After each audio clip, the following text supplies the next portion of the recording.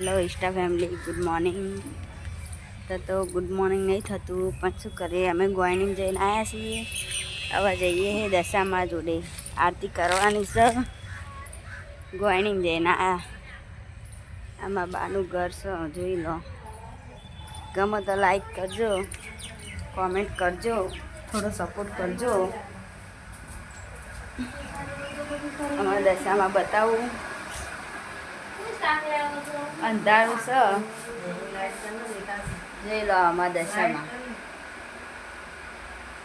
Light કરું 2 minute ઉભા રહો. હાલી